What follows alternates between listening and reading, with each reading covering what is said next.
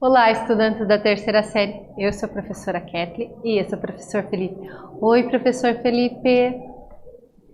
E na aula de hoje nós vamos falar sobre esportes adaptados. Vamos introduzi-los, né, inicialmente ali o que é esportes adaptados. Nós vamos ver algumas submodalidades, né, algumas categorias ali dentro dos esportes adaptados. Então, o objetivo da aula de hoje é compreender a influência da mídia, ciência e indústria cultural nas práticas esportivas, identificar, interpretar e se posicionar a respeito da apropriação do esporte pela indústria cultural, compreender as relações entre esporte e trabalho. E aí eu vou fazer algumas perguntas para vocês. Vocês conhecem algum esporte adaptado? Já viram algum vídeo? Já foram em alguma competição, assistir ou até mesmo participar? Já tiveram a possibilidade de ver na TV algum esporte adaptado? Dentro da escola, você teve a oportunidade de vivenciar nas aulas de educação física ou até mesmo em outra disciplina algum esporte adaptado? Vamos ver o que realmente é isso, a definição de o que é uma deficiência. Então, lembram lá? O que é esporte mesmo? Então, o esporte ele é utilizado tanto para fins profissionais, como também para fins de recreação, de lazer ali. Então, ele tem esse poder de fazer com que você melhore a sua saúde. Já o esporte adaptado, né? Ele é o esporte propriamente dito, mas ele vai sofrer adaptações de acordo com a necessidade, de acordo com a deficiência do seu praticante. Por exemplo, eu gosto de jogar futebol e eu tenho uma deficiência visual. De que forma eu vou praticar essa deficiência? Então, se eu tenho falta de um sentido, o meu corpo ele vai entender que ele precisa desenvolver os demais sentidos. Então eu tenho a audição mais aguçada, eu tenho o meu paladar, eu tenho o meu olfato, né? Porque o corpo está tentando equilibrar ali a falta de algo que eu não tenho. Então, dentro da escola, como que eu posso adaptar ali, por exemplo, vamos dar o vôlei. Eu sou cadeirante, outro exemplo, eu sou cadeirante e eu quero jogar vôlei. Então, mas só tenho eu de cadeirante na minha escola, na minha sala.